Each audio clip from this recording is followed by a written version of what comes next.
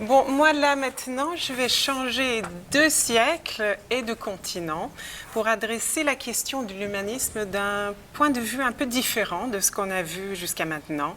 L'humanisme est interrogé d'un horizon postcolonial. De cette perspective, il est d'abord problématique dans la mesure, bien sûr, vous le savez, où le colonialisme témoigne de ses avatars et limites. L'exploitation des terres et des hommes s'est construite sur les bases d'une déshumanisation, voire d'une animalisation de l'autre. Elle prenait aussi une forme bienveillante, mais destructrice, elle aussi, la mission civilisatrice, qui souvent, au nom du même humanisme, imposait une culture occidentale, tenue pour universelle, pour sauver l'autre des ténèbres. Bref, pour poursuivre la référence à Joseph Conrad, exterminer toutes ces brutes ou bien civiliser-les, chacune de ces stratégies se traduit en un refus de reconnaître l'humanité de l'autre. Comment s'inscrire dans l'humanisme tout en récusant ses avatars et ses limites? Tel a été le projet difficile, pour ne pas dire aporétique, de beaucoup de penseurs issus de la colonisation, projet qui a d'ailleurs été théorisé par de nombreux chercheurs. Ce que je vous propose ici, c'est d'aborder la critique et la réinvention d'un humanisme, disons, postcolonial, à la lumière de la parole du paysage chez l'écrivain martiniquais Édouard Glissant. Cela me permettra, je l'espère, d'une part de voir que l'éco-poétique est au fond de ces théories sur le sujet, d'autre part d'explorer une autre voie de ce que l'on appelle post-colonial eco-criticism, tel qu'il a été développé par, entre autres, George Handley, Elizabeth DeLowry, Robert Nixon et Graham Huggins. Et non pas seulement justement le considérer comme une perspective sur la nature, mais le proposer comme un autre humanisme, une manière de penser le sujet notamment. Mais dans le fond, le moment de repenser l'humanisme à partir d'une perspective postcoloniale semble dans un sens déjà dépassé. Le débat a commencé à l'ère de la décolonisation dans les années 50 et 60, articulé en concert avec une vague anti-humaniste qui pensait la fin de l'homme après la Deuxième Guerre mondiale. Ensuite, il a ressurgi dans les années 90, désormais influencé par les théories postcoloniales. À cette époque, il est sorti une multitude d'articles interrogeant la possibilité même de penser l'homme d'un horizon marqué par un système, l'esclavage notamment, qui déshumanise et animalise en guise d'excuse d'une exploitation brutale. L'objectif de la plupart de ces articles, c'était de trouver un moyen de penser un humanisme sans partir du sujet, trouver d'autres articulations possibles de l'homme, et on en est arrivé à partir d'une relecture des penseurs clés comme Aimé Césaire et Frantz Fanon, mais aussi Emmanuel Lévinas, bien sûr, et Jacques Derrida, à penser un nouvel humanisme ouvert à l'autre, un humanisme fondé sur une éthique postcoloniale qui prendrait la diversalité et non pas l'universalisme comme une mesure de monde.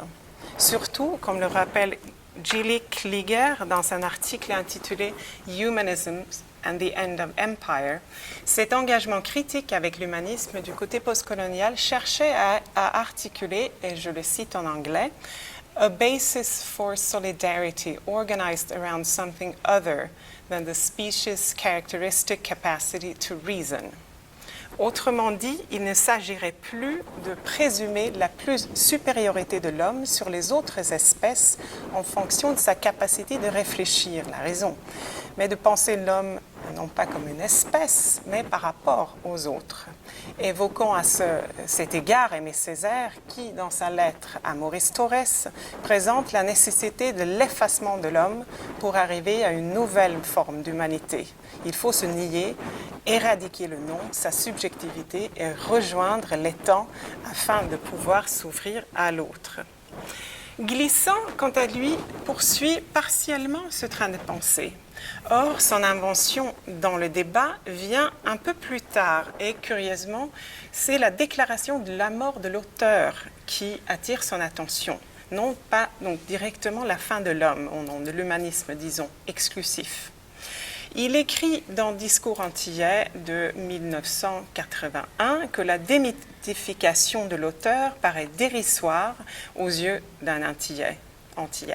En revanche, écrit-il, et je cite, « Nous devons développer une poétique du sujet, pour cela même qu'on nous a trop longtemps objectivé, ou plutôt objecté.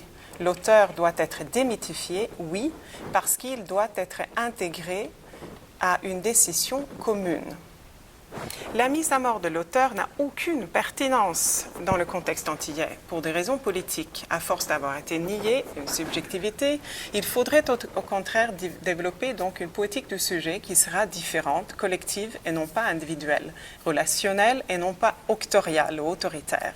De là, il perçoit la naissance, et c'est lui qui le dit, d'un homme nouveau, qu'il définit comme un homme qui est à même de vivre le relatif après avoir souffert l'absolu. Et il précise, j'appelle relatif le divers, la nécessité opaque de consentir à la différence de l'autre. C'est, je le pense, dans cette réarticulation du sujet, d'un sujet relatif, que l'on retrouve le germe non seulement d'un humanisme glissantien, mais de son éco-poétique. Car cette poétique du sujet reformule l'homme par rapport, non pas aux autres de son espèce, les autres hommes et les animaux, mais par rapport aux lieux. Ce sont les lieux, ce rapport au monde, aux alentours que nous partageons tous, qui devient la base de sa redéfinition de l'identité comme une relation dont le modèle est précisément biologique, le rhizome, tel que le définissent Deleuze et Guattari, qui est, elle, à la base de sa vision utopique peut-être, on l'a rapproché, d'une nouvelle communauté des lettrés ou d'un imaginaire mondial commun. En effet, pour quelqu'un qui prend une poétique de sujet pour essentiel, Glissant semble souvent esquiver les autres hommes pour privilégier un rapport au lieu. Dans Soleil de la conscience, qui est le récit de sa rencontre avec Paris dans les années 40 et 50, la capitale est étrangement déserte, tandis qu'il s'étend longuement sur les rues, les monuments et en extension le paysage français de la mer froide de la Méditerranée, selon lui, et il met cette expérience du lieu européen en comparaison avec le paysage antillais que lui, il porte en soi. Autrement dit, sans formuler une éco-critique, l'importance du lieu, il n'est jamais question d'une nature pure, mais justement d'un lieu, la nature aussi marquée par l'homme. Forme sa poétique dès ses premiers écrits et toujours par rapport à une certaine articulation du sujet. L'ouverture vers le paysage fait que le sujet se présente comme un instant fonctionnel dans le récit, une sorte d'interface. Il se présente comme un nœud de contact et non pas comme le garant d'un savoir ou de la raison. Il se définit dans la relation même qu'il entretient avec le monde et plus précisément, je cite, « avec la matière de tous les lieux, leurs minutieux ou infinis détails et l'ensemble exaltant de leurs particularités qui sont apposées en connivence avec ceux de tous les lieux. » La raison pour laquelle les éléments naturels sont essentiels à la nouvelle poétique du sujet, qui est une poétique de la relation, c'est qu'ils montrent la possibilité d'une communication sans compréhension. Nous partageons tous les lieux, mais les vivent différemment chacun. Voilà la force conceptuelle du paysage pour Glissant, ce que je vais essayer de démontrer maintenant. D'abord, le paysage pour lui est lisible, comme un effet de l'intervention de l'homme. Il porte témoignage d'un passé refoulé dans les livres d'histoire. Et c'est le passé silencieux des esclaves, notamment, dont il parle. Et je cite, « Ici, les rochers semblent de terre, amalgamés d'un sang de craie. Ils s'épongent et s'enracinent dans le tuf rouge. Leur antre est encombré de cadavres perdus, de corps fantômes, qui, d'avoir été sémés au tréfonds de temps, là, oubliés, ont poussé leur véhément pourriture dans le roc. Nous crions, mais de cris taris qui ne peut ouvrir les rochers ni la terre. » Le paysage a donc son propre langage auquel l'écriture tentera de se nouer. Dans ces textes, Glissant ne cesse pas d'explorer la lecture de la nature et la possibilité d'une traduction littéraire. Un passage dans Poétique de la relation est particulièrement illustratif à cet égard. Ici, Glissant invente un personnage, un fou peut-on dire, qui marche au long de la plage noire du Diamant au sud-ouest de la Martinique, sans raison aucune et sans en dire un mot. Glissant, ou le narrateur, essaye de lui parler, mais comprend vite qu'avec cet homme, la langue parlée ne sert à rien. Alors, il lui fait des signes et surtout, il l'observe. Ces mouvements semblent justement traduire la parole du paysage qui, en son tour, dit quelque chose sur l'état du pays. L'homme est doté d'agentivité, mais il n'est jamais explicité dans le texte. Je dénonce à le décrire, écrit Glissant. Ce que je voudrais marquer, c'est la nature de cette mutité. Toutes les langues du monde sont venues mourir ici, dans le refus tranquille et tourmenté de ce qui se passe alentour, dans le pays. La force active de cet homme vient de sa capacité de se mettre en relation avec la nature changeante dans laquelle il fait lui aussi partie. La plage aussi intervient de manière active et, je cite, confirme sa vulcanité. Et la conjonction de ces deux forces muettes pointe ensuite étrangement vers la collectivité du pays. Le marcheur accélère la cadence tout autant que le pays alentour gagnait aussi l'étourdissement. Et le poète qui essaye de suivre, je cite, « Je m'efforçais alors de faire équivaloir en cette circularité que je hante le ressac de la plage au vide tourbillonnant d'alentour, à la ronde de celui-ci qui s'était retiré dans sa seule force motrice, de les rapporter moi aussi à cette cadence du monde à laquelle nous consentons sans que nous puissions en mesurer ni contrôler la course. » La nature, dans son mouvement perpétuel, nous enseigne quelque chose, tout comme l'accélération du marcheur et du paysage changeant deviennent expression de l'état du monde. Le passage est illustratif de la singularité de l'écriture glissantienne. On y remarque un mouvement constant de va-et-vient du lieu, des détails locaux, à un contexte plus large, le pays qui se joigne finalement au monde. Il y a aussi une volonté de toucher à un langage prélinguistique, tâche impossible pour la littérature et pour l'homme, coincé que nous sommes dans la langue, et c'est là que le paysage devient important comme un rappel, un rapport au monde qui se produit sans prétendre à la compréhension, qui se passe outre la raison. Il décrit la communication entre la plage noire et le marcheur ou l'absent, cet homme, comme, je cite, des bribes de ce langage, des gestes dont Jean-Jacques Rousseau dit qu'il a précédé toute langue parlée. Autrement dit, l'appréhension de la parole du paysage est affective avant d'être intelligible.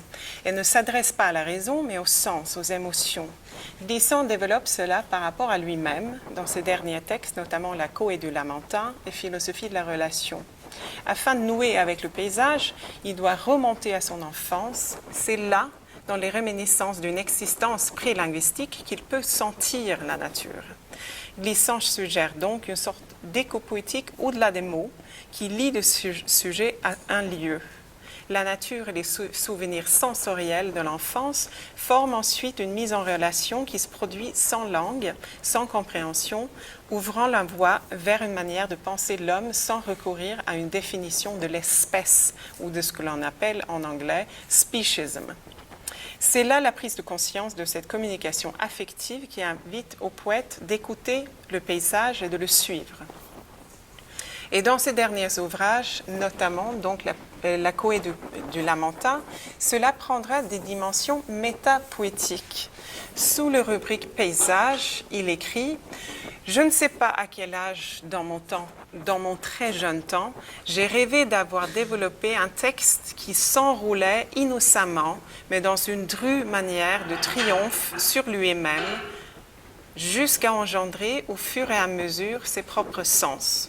Dans ce que j'ai écrit, j'ai poursuivi ce texte. Je m'ennuie encore de ne pas trouver l'en allemand tant tourbillonnant qu'il criait, qui semblait fouiller dans une brousse et dévaler les volcans. Mais j'en rapporte comme une ombre parfois, qui relie entre elles les quelques roches de mots que j'entasse au large d'un tel paysage, oui, une brousse sommet d'un volcan. Penser la parole du paysage à travers l'affect permet à l'auteur de toucher à la deep time, au temps profond ou géologique qu'il appelle les premières histoires de ces humanités, l'origine du monde et du langage qu'il imagine, comme bien d'autres avant lui, comme une sorte de monde sans division, un monde chaotique. Et dans sa vision, la poésie existe dans ce temps profond, sans auteur et sans sujet ou intention, comme si la poésie précédait à son expression linguistique. Écrire un poème ou le chanter, écrit-elle, ou le rêver, c'était consentir à cette vérité invérifiable que le poème en soi est contemporain des premiers brassiers de la terre. Le poème se présente ainsi comme un savoir avant la langue grâce à sa liaison intime avec la terre. Et c'est ainsi que la poésie, en prêtant attention aux moindres détails dans la nature, peut aussi ouvrir sur le monde. Et c'est sur ce fond que Glissant développera cet imaginaire mondial alternatif à la mondialisation économique qu'il appelle le tout-monde. L'imaginaire de monde-lieu est relié à la réalité imaginable des lieux du monde, et tout inversement. Alors, pour conclure, pour dénoncer et esquiver un faux universalisme, il propose donc une écopoétique ancrée dans la matérialité du paysage, menant à une épistémologie intuitive de l'ailleurs et de l'avenir pourtant imprévisible. L'écopoétique glissantienne s'engage dans un procédé paradoxal, voire contradictoire, qui consiste à faire de la dénomination locale du lieu une poétique de l'extension et de la profusion qui ressonne ailleurs, suggérant une autre république des lettres, mondiale et diversifiée. En fait, si l'on peut parler d'un humanisme radical chez Glissant, c'est dans la mesure où sa pensée garde le sujet, mais laisse tomber l'homme, pour ainsi dire, pour se tourner vers la collectivité, le nous, ce qui débouche sur une lecture et surtout sur une interaction avec la parole du paysage. En écoutant la nature, la géographie, les paysages aussi bien que le minuscule détail, Glissant met son langage en rapport avec tous les imaginaires du monde. Merci.